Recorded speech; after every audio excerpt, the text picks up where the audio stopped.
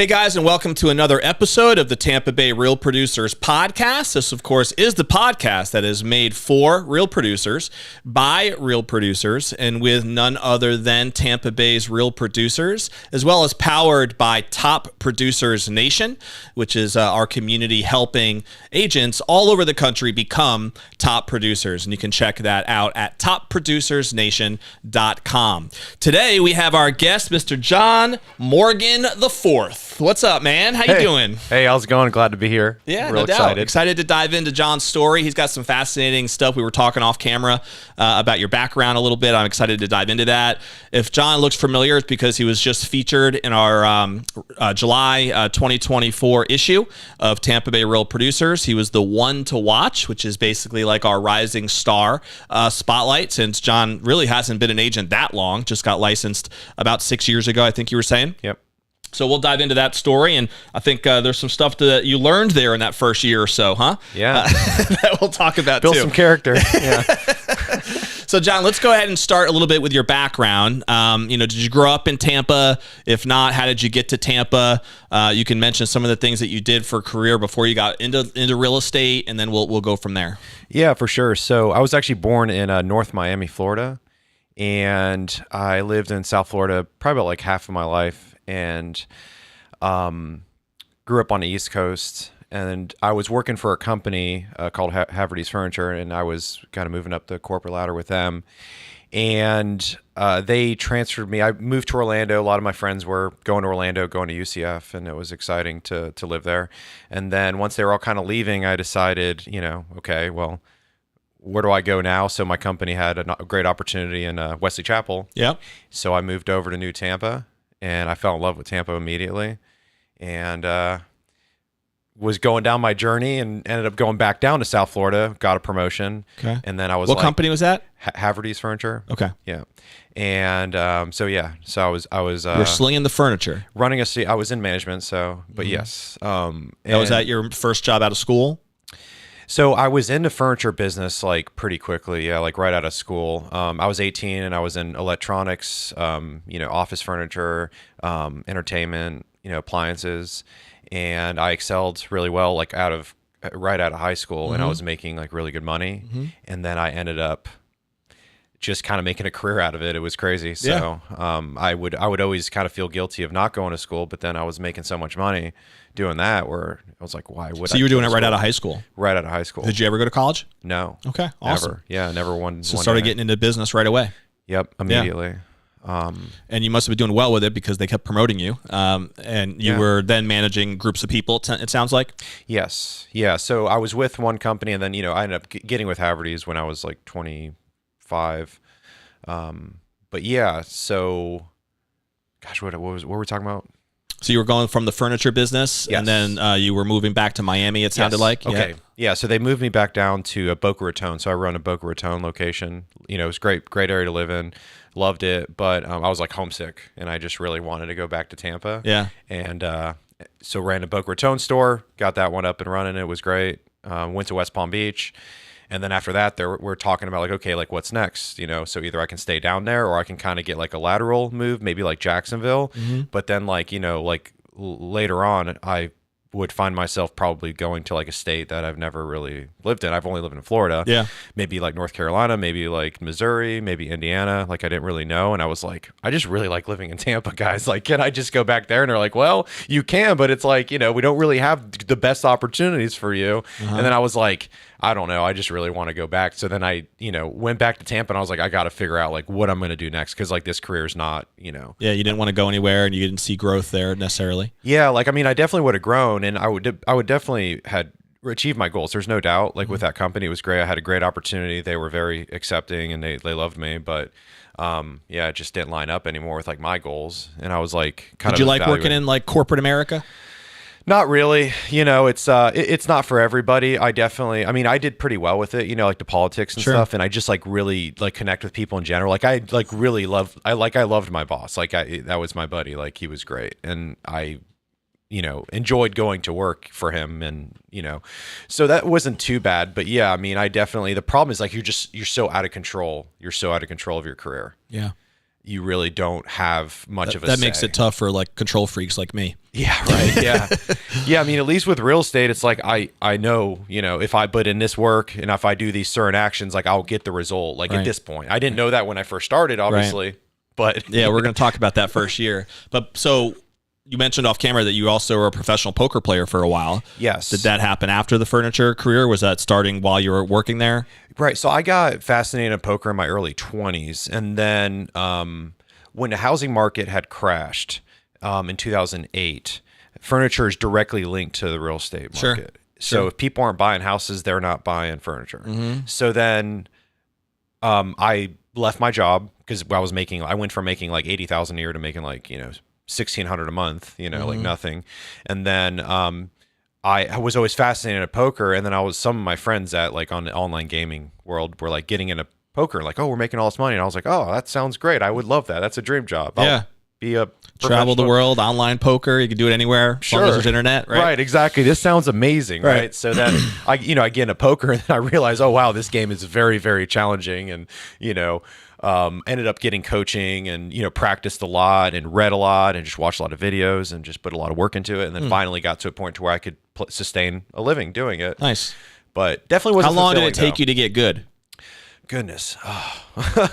And your definition of good, I guess. Which would probably be different than mine. But right, exactly. I say to get to where I'm playing professionally, it took me probably about 6 months of like really practicing, and putting in a lot of work. Like it was my job. Like I didn't work. So that was my goal, was just to like be a professional poker player. And were you making enough money in that learning period through poker that... Not really. No. Yeah. I mean, you're kind of breaking even, kind of losing a little bit, and if you're not too crazy, so. And once you get to professional position, right? Whether that's an official title or one that you just give yourself, I guess professional poker is an actual like title, right? Like you have to apply for something, or how does that work? No, I mean, you would call yourself a professional poker player. If that is your primary source of income, then you're a professional poker player. Okay. That makes sense. And that's your primary source of income. So obviously if you're losing, you're not a professional poker player because you're not making an income from it. That makes sense. So, yeah. You're if you're losing all the time, you might, even if you play a lot, right? You're aspiring.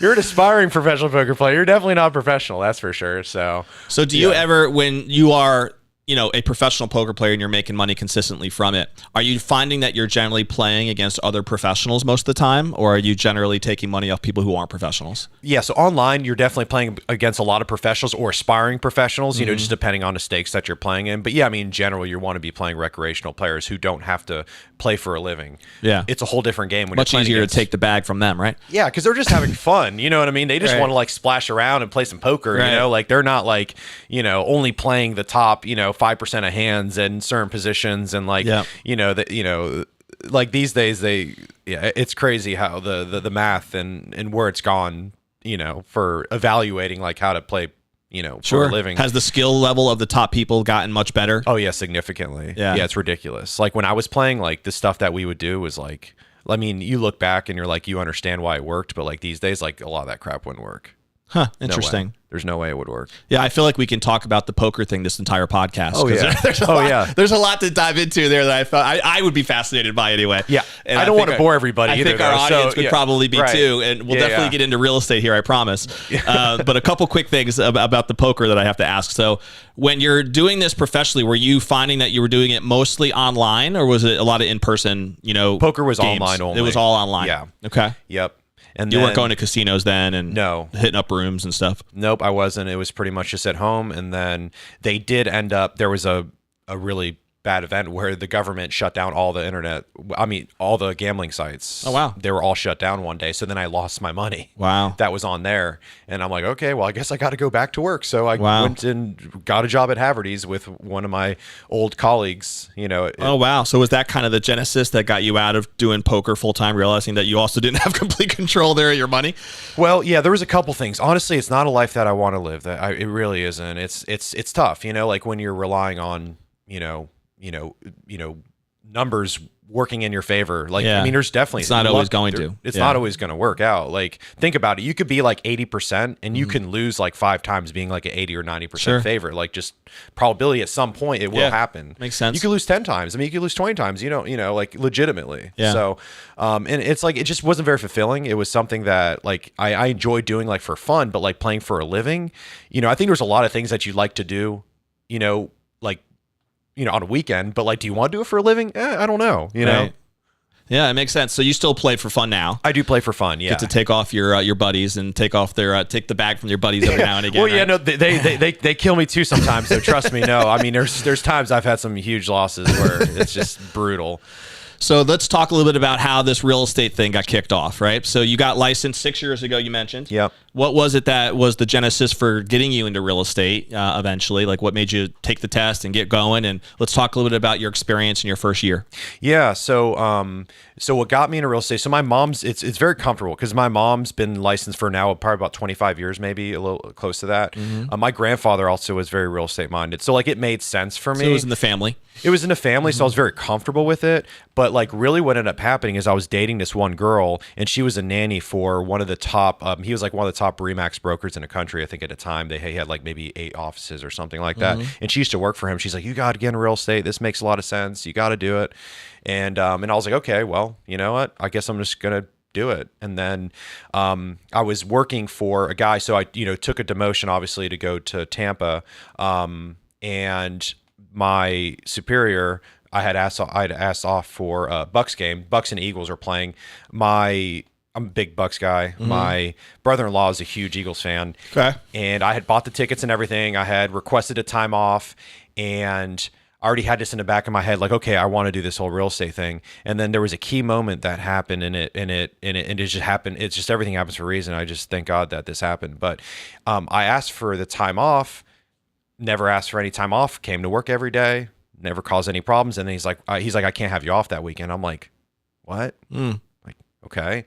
And then he's like, yeah, it's going to be a busy weekend. We got some of the other guys that are, and this and that. I'm like, yeah, but it's not a holiday weekend. It's not a blackout period, this and that. Right. And then I was like, kind of like, wow. Like, cause my family sent you a message. Right. Cause my family is like really important to me, Sure, and I'm like, man, sure. that's attacking my family. Like Sure. that, to me, that was like, that I was like, I can't have a job where like, Right. this is so important. And it's not like you didn't let them know in advance. I mean, right. I followed all the rules. Yeah. I was like a month ahead or like whatever, 3 weeks ahead. Right. I had plenty of time off, never asked for anything. Great employee, all-star employee. You Yeah. know?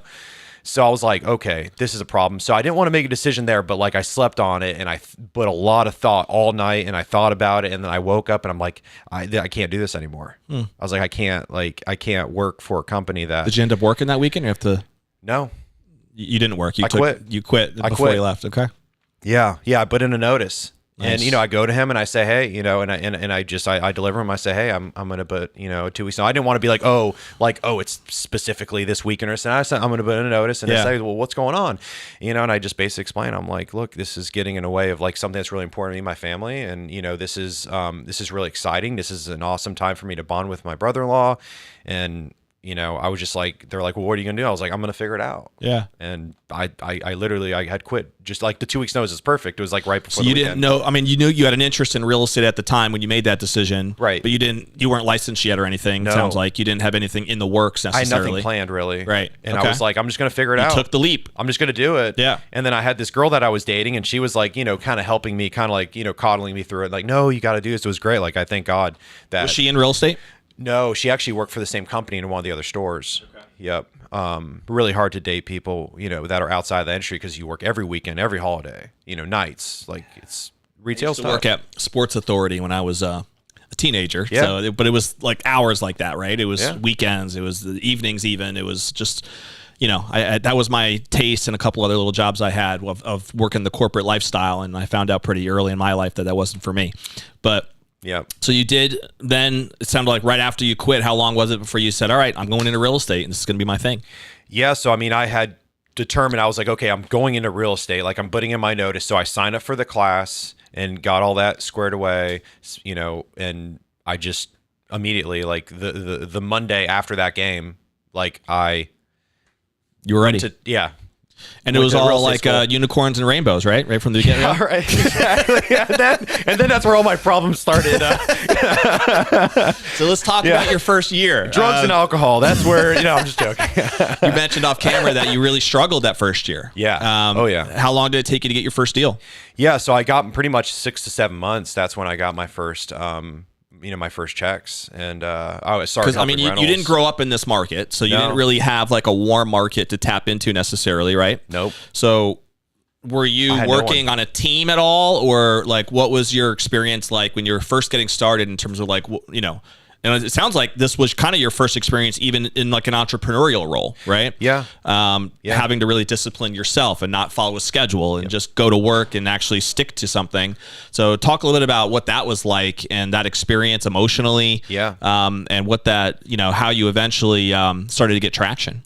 Yeah. So it was crazy. I knew, so when I first started, I knew some people like from Haverty's and stuff, but yeah, I didn't know anybody. I didn't know like what like Bayshore Boulevard. I didn't know what all that was, or like Soho and all these different areas, Bayshore Beautiful, like all these little cities. Like I had no idea. Zip codes. I didn't even know how to get to the store without using GPS. So like I'm like, all right, I'm gonna do real estate. Perfect for an agent, right? But the thing is that I know is that I study. I always put the work in. I will study and I'll figure it out. I may not be, I may not know everything, but I definitely will get the right answer, and then I definitely figure that out. So basically my story is that so I was living out like in the Brandon area. I knew I had to get the channel side. I fell in love with the area. I loved it so much. So it was KW from the beginning that you joined? Yeah. Okay. What made you pick KW? Because so remember that girl I had told you that I was dating? Well, that obviously didn't work out. But the people they connected me with, they sold all the Remaxes and they're with another company. They were trying to get me to go to this one company, but they didn't really have very good training. And I said, well, where do I go? Because I need the training. Like I can do this, but like I need a list of like, this is exactly how you do it. And then I can mimic that. I can follow that immediately. Always. And then KW is definitely known for good training programs. Right. So then he goes, who's the best? Yeah, I'm like, who's the best training? He's like, well, just do everything they say and you'll be successful. He's like, I promise you. I'm like, that's all I needed to hear. Yep. So, and then he said, come back to me when you're ready, for the next level or, whatever, and you want to figure stuff out. But then I never really found a reason to leave. Like, it just makes sense. Like, I always reevaluate my situation, like, consistently. And, like, for me, in my business, it makes the most sense for me right now. Like, I can't say it'll be forever, but, like, I don't. Is a lot of KW's training, by the way, like in-house, like in person, or is it all online now? So a lot of it's in person, but what I find a lot of value in is going to the outside events, the big events that they have. I meet a lot of agents. I meet a lot of great people, and I make friends with them. And then they'll send referrals to me. We'll be like, if I'm in their city, I'll go hang out with them. We'll have a good time. I love it. We'll go to the nicest restaurants and all that, and it's just great. So I love. How often do they do those events? There's always some kind of event going on. I mean, there was literally one when I went to, and it's not a KW event like, say, Jeff Glover particularly, but, I was going to go to his event, and then a tornado decided to hit Chicago when I was over there the other day, so I wasn't able to make it. Yeah. Yeah, give me my money back, Jeff, please. Thank you. So that first year, you said you took about 7 months to get your first deal. How did you go about trying to just get things started? Was there specific lead strategies that you dove into? Did you pick one? Were you doing a bunch of different things? Yeah. Like, what worked for you? Yeah, so I did everything you possibly could. Like, whatever, calling FSBOs, expireds, canceled, anything, door knocking, open houses, you were trying to just get a deal anywhere. Whatever I could do with every ounce of time that I had. And by the way, I ended up becoming roommates with a woman that I met in class and Ignite training class, and we ended up. You like dating women that you work with, huh? I didn't date her though, but we lived together like as roommates, and then she ended up going like wacky on me, and like it turned into a really toxic scenario. So then I had that element. Like I didn't want to come home. Yeah, that could add some drama for sure. Holy cow. Yeah. Like it was absolute nightmare. Like you were mentioning earlier that like, financially there was a lot of stress too, right? Well, yeah, because I had a finite amount of money. I did have like 401k I could always like dip into, but like no one wants to do that. Take a big tax hit. And But yeah, so I was doing that. So I'd wake up at 5. So we had a big blowout, and then so I'd wake up at 5 a.m. I'd go to CrossFit at 6 a.m. class over in Brandon, because that was a class that I went to. You know, that's where my gym was. I would do that at 6 a.m. I'd rush back. I would take a shower, and then I'd get to the office around like 8 o'clock, 8 a.m. and just start making phone calls, you know, and every morning. Where did your first deal come from? Do you remember? Yeah. Actually, it was CrossFit, and then I ended up working with a special needs. My CrossFit coach created a special needs organization, you know, to help kids with, you know, disabilities and get them into physical fitness and like do the Special Olympics and all the little things that they, you know, kind of give them a life maybe built around fitness, because they have a lot of health problems. Yeah. Because they're just sitting around a lot of times, people with disabilities, you know, not getting out and getting a blood flow. So actually, my first deal was from him. Yeah. From his girlfriend's dad. I ended up there, and then I sold him a house, and then I sold his girlfriend a house too. Okay. And then I just started, like, a lot of the CrossFit people were like, that's where a lot of my business came from. Of course, you know, I'd get, you know, cancels, expireds, FISBOs, like here and there, but like, I just found myself, I'm like, I could just like hang out and like improve like this little patch of earth that I'm in, and like people will buy real estate from me because I'm helping kids with special needs. It's so important to find that niche, you know, that you're going to serve. And I talk about that a lot with agents that are on the show.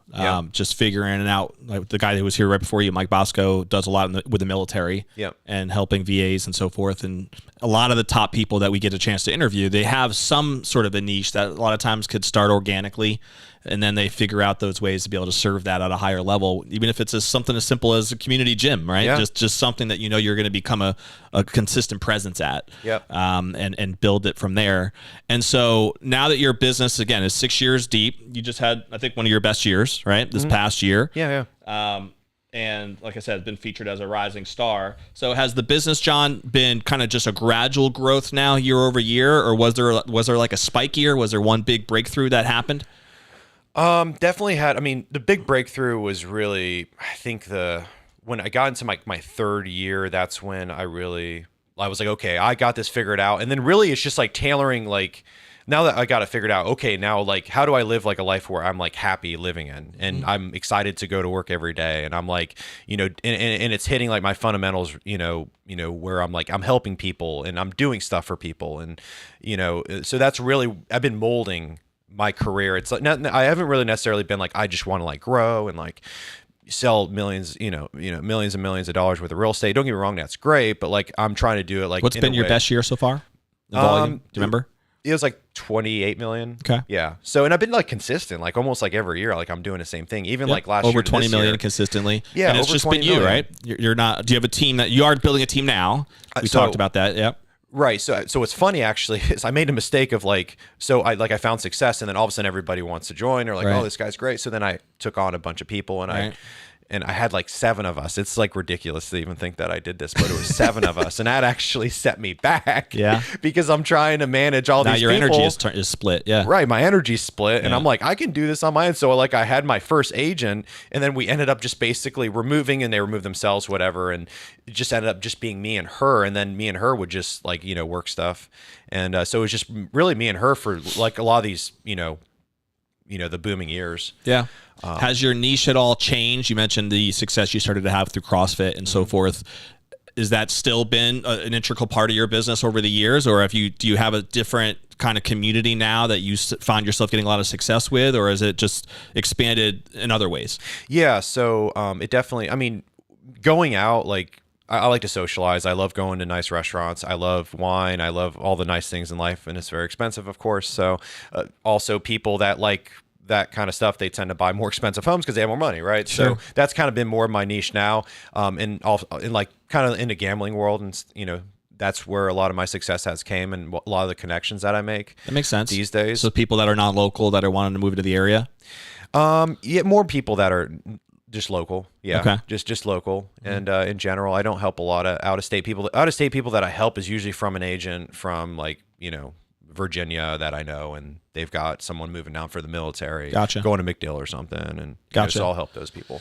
So from the perspective of somebody who spent years in the corporate America lifestyle and now in an entrepreneurial lifestyle through what you've been building through KW and your real estate career, what do you find the most fulfilling about that distinction and what you're doing now? Yeah, so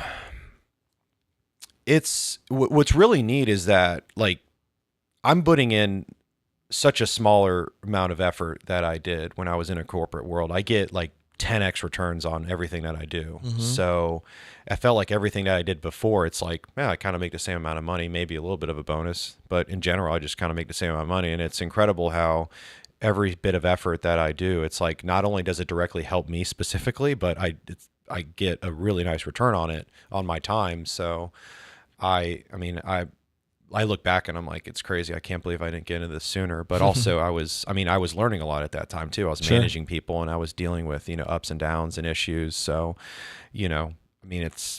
it's kind of got me ready to where it's like, okay, I'm ready for this moment now. So it's that leverage of time and the return on that investment of time. Yes. That makes sense.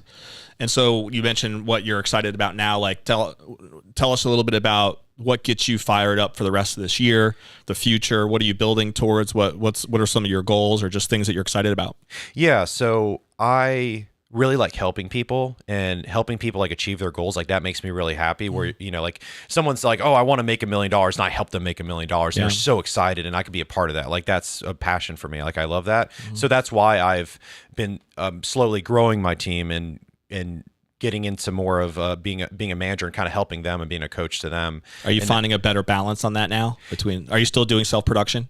Yes, I do, but I'm really like trying to get my team to where I'm at of production. Yeah. That's my goal. Obviously I can't do that now, but that's definitely where I'm heading. And that is exciting for me because to see them like to change their lives and maybe their future family lives and different generations, like, wow, I mean, I can help them achieve that. There's no better feeling. It's just amazing. How many agents do you have now? So we have a total right now, technically 6 of us. And we're basically, I pretty much at the end of last year, that's when I was like, okay, I'm going to do this and start growing a team and, nice. Coaching meetings, a few times a week and, helping them. Yep. So your balance now and your focus is on supporting the agents that you have that you currently work with, and then also on recruiting. Are you actively doing things to grow and recruit, or is that more organic? More organic, because also like I want like the right person. I want somebody that lines up well, like has, they have the right goals, they have the right, mentality, they've got the right personality for it. Like I really want to be sure that if somebody comes on, like there's a very high chance that they're going to be successful. Sure.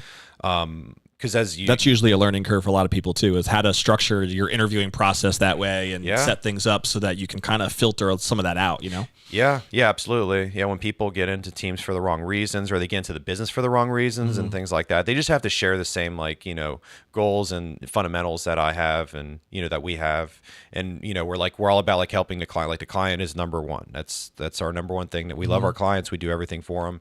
And it just kind of stems out from there of like doing the right thing, like just being honest. Like don't, like if somebody pulls up your email, like I have no problem with somebody like pulling up my email. You're never going to see anything, you know, or even a text messages and stuff like that. It's pretty transparent. Like, I want to have the right. Yeah. It makes sense. And I think identifying what you want that culture to be, right? Yes. Especially as a team leader is critical first. Because then you can't really lay out the vision for your teammates and know the type of people that you want to attract if you don't have clarity on what you on that first, right? Yes. On those principles and that on that culture. And that's really where it starts, I think, for the successful leaders that we've interviewed and the people that I've been exposed to. Yeah, for sure. Yeah, you have to, what's important to me, and then, okay, what do I want to, hit it. And a lot of people can learn from that. Starting a team. So is your focus, John, moving forward the rest of this year, like just making sure that for now anyway, the 6 agents you have are hitting their goals and reaching that production level before you're thinking about growing to 15 agents or 20 or whatever the number is? So it's really just making sure the people you do have are very productive. I want to make sure that they're productive, and then I'm good and I'm not overwhelmed. I also want to make sure that the people that I have have growth opportunity too, because I don't in general, that's just kind of my mentality. But then also I do understand that people they're not going to be around if you're not adding value. Totally. They need to make money. They need to like what they do. There needs to be something that you have that's what keeps them there. So I have a really good retainer on people that work out. Like my retaining is very high. Yeah. I had a mentor once who shared with me when I was expressing, because I ran a business, not in real estate, but I was, developing and recruiting people and trying to train them to grow and run offices, right? And I had a question for him once about it kind of sucks where I invest all this energy into training people and then they end up leaving, because that was part of the franchise model I was in is they could leave and do their own thing. Yeah. And he was like, that's true. And I can understand the frustration, but he goes, but the opposite is that you don't spend the time training them and then they stay. Mm-hmm. So it's like, that's bad. That's worse, right?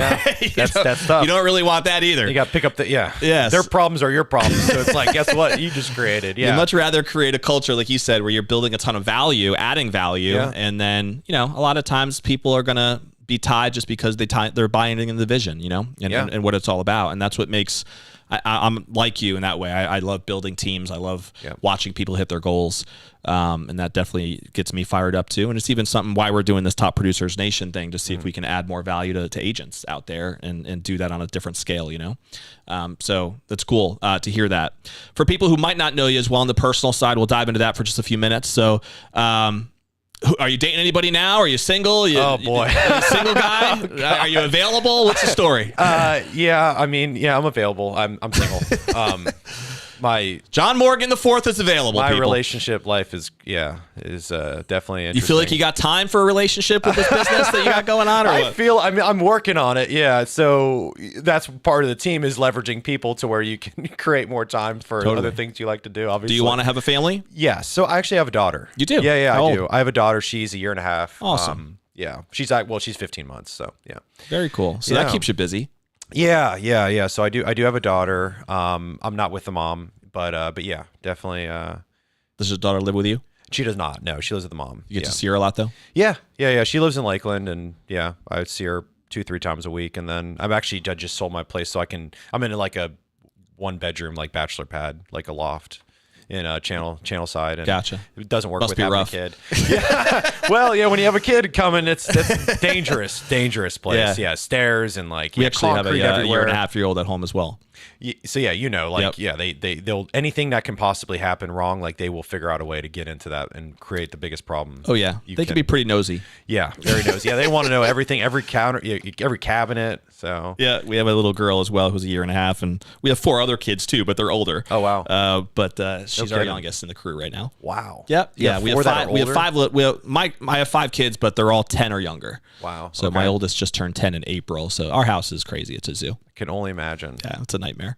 It's not a nightmare. It's actually a blessing. Yeah. But no, I didn't really mean that. But I know. It's a tornado. It's like a tornado went off every morning. It's never quiet. Right. I'll just put it that way. Right. I actually grew up as an only child, so this is like I never knew what it would be like to have like a bigger family, and that's actually always kind of was appealing. So that's the genesis of where we started growing our family. Okay. And now we know what we're in for.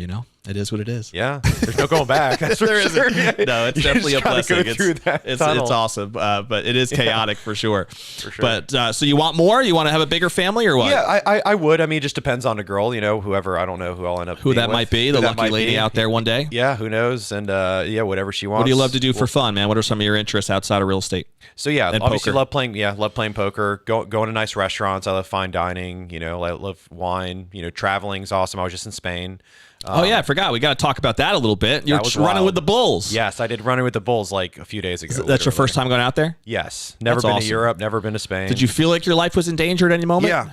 Yeah? Yeah, 100%. So how close did the Bulls get to you? Really close. Like I could feel the wind and the smell, and it's legit. I'm like, what am I doing? Like if I saw get this gored on TV, right now, no one's gonna know. Like, oh yeah, no one really cares too much either. Like, who did you go out there with? So there was a group of people like in my neighborhood who there's something called bucketlistevents.com, giving them a great plug. Hopefully, yeah. Bucket list Give me events. Give me a free. I want to go. It's kind of a cool idea though. I like it. The sound really of it neat. So far. Yeah. Yeah, I might do like Oktoberfest. I'm thinking they have like a bucket list thing there, and yeah. But yeah, they set you up. You just pay. You could pay like. So like I signed up for it, and it would like charge my card like whatever $400 or $500. People in your neighborhood started it. No, some other guy. I don't know, maybe out of California. I'm not 100% sure. But, I gotcha. But it was like maybe 20 people that were like basically got together from like Tampa. And nice. It was really neat. So it was a big group of you that went out there, sounds like. Yes. Okay. And you guys are all running with the Bulls. Running with the Bulls.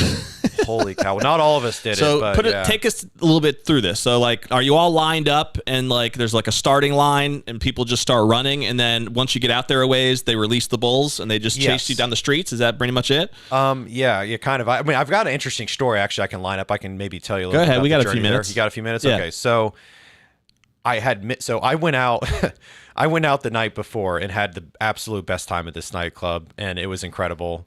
And we just had, I mean, it was literally like one of the best nights of my life. It was great. I loved it. Missed the train next morning. What was her name? Missed the train the next morning, and I'm like, this is terrible. So I ended up having to basically get a train into like a random city that, it's like desolate. Yeah. And then take a bus from there to Pamplona. Where's it? Pamplona, right? Okay. Right. So ended up basically traveling for like 4 days. Like, it was tough, but I'm like, I was just getting punished. Like, I borrowed all the fun like that night before. I borrowed all my fun, that night. You paid for it. I paid for it, but it was fine. I enjoyed it. But what was interesting about that is that this kid comes onto the bus, and all of a sudden I look down and everyone's looking at him. And then his sole of his shoe is like, it looked like it was melted to the bottom of the floor of the bus. Okay. And it was, I'm trying to figure out like what happened, and then I finally figured out he actually had his sole was coming apart, and he super glued his shoe so it would stay together. But then the super glue like came off, and then like ended up putting his foot onto the grass, so he had no shoes. Okay. Right? So I felt like so bad. I felt so bad for him, and I decided to. I had some on clouds on, and I literally gave this kid my shoes. Nice. So then I did running with the bulls barefoot. In dress shoes, in these shoes, actually. Wow. Okay. So just to put it in perspective, I'm out there in dress shoes, and you go out there, and they only let so many people like go in. I think like 20,000 people, something like that. Okay. Right? So you basically were all your whole group with you? Yes. Okay. Well, some are on a balcony. The ones that didn't want to go, there was lots of people on the balconies, but yeah, the group of us, yes, that's we're all like together. the safe place to be. That's probably where I would be. Is that's probably a good idea. Watching the fools running around with the bulls chasing them down the streets. Yeah, and literally getting hospitalized. Like, you're watching it. Like, that's intense. Yeah, people are literally getting like just bulldozed. Yeah. Now, do the injuries most likely, though, happen by getting run over by other people or by the bulls? It's the other people that really... That would make sense. The bulls just want to get out of there. The bulls aren't trying to hurt you. You're just in their way. Right. If you're like... There are times where a bull is going to definitely try to hurt you, but in this case, they just want to get out. Like, they're just trying to get to the destination. And the streets are pretty darn narrow. Right.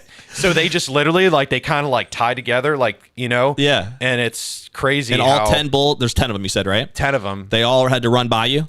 Yeah, they all have to run by you. Yeah. Okay. Yeah. So, and the one that actually really scared me, there was like a rogue one that was kind of like maybe not as fast as the other ones. And I thought it was all done. All of a sudden, like, there's a bull like coming, and he's like, booking it.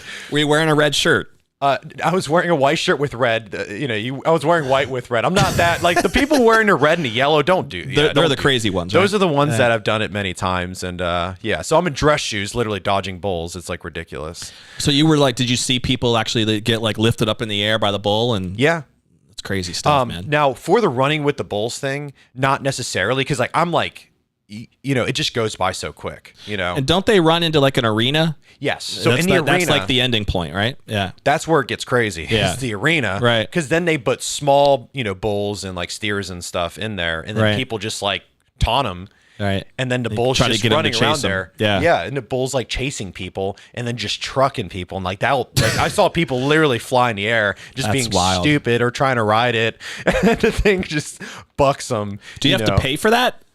So it's all in. I don't know. That's a good question. I think it's all in the bucket list thing. I'm sure there's got to be some kind of running with the bulls. Well, that's cool, man. I appreciate you sharing. That's the first time we've had that story here on the show. So that adds a little different touch there for our audience a little bit. So if you ever want to run with the bulls, just go to bucketListEvents.com. Is that what you said? I believe it's that. There you go. Or just Google that. You'll find it.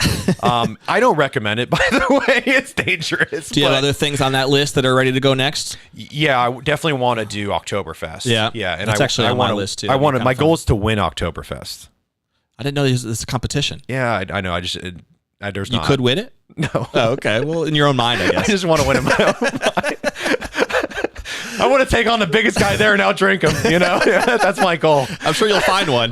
Yeah, I'm sure. By the way, I had this conversation the other day. I don't know if you know the answer to this, but is Oktoberfest like a specific week or a period of time, or is it like the whole month? Yeah, it's like the end of September, and then it goes on for like maybe a week or two in October, and then it ends. Okay, so there are specific dates that you'd have to go, and it's like, is it in one place, or is it all over the country? Well, I mean, I think it's just a common theme, I believe, and I haven't researched it a ton, but from what I've seen so far, there is like a really big area where there's like tons and tons of seating and like tents and places to sit where a lot of people are kind of hanging out. But that, to my understanding, that is what Oktoberfest basically is. But I mean, obviously, everybody adopts it. Yeah, I'm actually a football fan myself, and I grew up in the Northeast, so I'm a Giants fan. But I like the Bucks as well now, being down here. Yep. And the Giants are playing in Munich this year in the fall.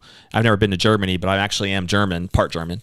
So I've been debating, like, trying to figure that out, see if I can go out to Germany to go to the game, which I hear is really hard to get into. I guess it's always sold out. The tickets are hard buys or whatever. But if it's close enough to Oktoberfest, that would be kind of cool if I could figure that out, you know? Yeah. So I mean, I'll have to figure out some of those details and find out. I don't think my wife would really be down to go when we're not bringing the 5 kids and all that stuff. So I'll have to find a traveling buddy. Maybe you're available. Yeah. Hey, let's go. I'll do it. Oh, yeah. Is it really? That's where it started, was in Munich. Okay, cool. Well, then I'm probably in the right place if I end up hanging out in Munich. I would like to get a car and drive the Autobahn and just really get a chance to experience Germany a little bit, you know? So there's some details that have to be ironed out still. About that. Give me a call. You got my number. Yeah, man. And now that I know that you're single, ready to go out there and travel anytime there's a need, so it's always good to have a traveling buddy. Yeah, absolutely. And one of my best friends, she was born in Munich, and she speaks German, and it's great. You can't even tell, like, she has perfect accent, like American accent. Got you. Yeah, so she'll help. All right, we're gonna put a bow on a couple things, rapid fire here. So, do you have a favorite author, book, seminar, podcast that you ever attended or listened to that you feel like has made an impact on you personally or professionally? So getting things done, GTT changed my life the most. In that, with basically time management, that was huge. I think it's like Dave Lawhon or something like that. Who? Yeah, I've heard of that book. I haven't read it though. Wow, that's a great one. When it comes to like if you want to be a manager, like say if you want to like really go into being a team owner like myself and really like get out of production, I'm not quite there obviously, but I aspire to be there. And you got to have good time management. That book changed my life. Getting things done. Yeah, cool. GTD. We'll have to check it out. Yeah. Do you have a favorite movie or TV show? I don't watch TV. I don't watch movies. It's crazy. I'd say my favorite movie, I like, like Ghostbusters was a really good one. Yeah, I like Ghostbusters. That was classic good. 80s. Good old classic. Yeah. Yeah, I love that. Or Ferris Bueller's Day Off. I love Menaces. Yeah. You mentioned you love restaurants. Do you have a favorite food? Favorite place to go? It definitely changes a lot. I'd say right now, I would say Noble Rice. I love Noble Rice a lot. The owner's a friend of mine. He's a great guy. And, I love the support, my friends too. So, and then two last ones. So if somebody did want to reach out to you, John, whether it's about your team or your story, talk about poker, talk about running with the Bulls, what's the best way for someone to reach you? Yeah. So, find me on like Instagram, John Morgan TPA. I don't put a ton of, I put a little bit of like personal life. I put more like business in general, but I do sprinkle personal life stuff in there. And then, feel free to reach out to me. I'd love to. Hey, let's play poker. You want to play some high stakes poker? Let's go. Hey, I'm sure you can get some people in the audience that if you're would be not down good for that. If you're really good, don't play with me. I don't want to play with you. Yeah. If you want to play with a professional poker player who will let you take all your money away I'm from you, not a then professional. John's the way to go. Right now, I am not a professional poker He's player. lost those professional skills. He'll make you believe anyway. So here's the question for you, John. When you one day sit in that rocking chair and look back on what you'd want your legacy to be, right? And what you'd want to be most remembered for. Yeah. What do you think would matter most to you? I want people to say, like, because I met John, like my life was so much better. I'm so glad I met John, for that. And that I'm so grateful for what he did to help me with my life. Like, I don't even need to hear that now. It's like, honestly, if I'm dead, just do that. That's what I want. Making an impact. Making an impact. And I want people to just be grateful for that. I don't want recognition or anything like that, but that's very fulfilling to me. Cool, man. Because I always wanted that person. I was like, where's that guy for me? We all need those people in our lives that are making a true impact and leading and guiding and helping us in various things, business, personal, whatever the needs might be. Those are the ones that we remember, right? So I can see that, and it definitely makes a difference long term. It was cool to have you here, man. I enjoyed the conversation. We'll have to have you back sometime to talk more about some of the other stories, the next couple of trips that you take. I'm sure there's different things we can flush out there. But we're going to end the episode the way we always do, which is with a challenge to the audience. And so if you had a chance to listen today live on any of our platforms, or you subscribe, or if you don't subscribe, just click the button. That way you'll be notified every time we drop a new episode with Tampa Bay Real Producers, which happens every single Friday. What is one action step that you can take from our conversation today with John that's going to propel you forward? Maybe you're somebody still a little struggling in the business. You could be on the newer side, or you're just going through a rough patch and you want to pick his brain on how he got over the hump there with some of the early struggles, right, that he had and what got him through. Or just see how he started to scale his organization now, where he's added, multiple agents. He has an executive assistant that I get a chance to meet at our event, and other agents that have been there as well. And so, scaling is definitely a process, and John's been in the work of doing that, and he's been doing it successfully. Or if you just want to, again, lose your money in poker to John, that's always another thing that you can do to take action as well. But do something, right? Take an action step that's going to move you forward, so the time that you invested in listening to this episode will be worth it. Of course, you can find us on 15 different podcast platforms out there. Check out topproducersnation.com to learn more about how to become a top producer if you're somebody out there who'd want to be a part of that community and help or learn how to become a consistent top producer yourself. We will see you on the next episode of the Tampa Bay Real Producers Podcast. See you then. Bye. Hi, I'm Troy Walseth with Walseth Teams with Keller Williams in Pinellas County, Florida. We are here at a Real Producers event, learning with the top agents in the country about how to succeed in any market. And I love Real Producers because you have an opportunity to talk to some of the top agents in the area, and they always do a great event.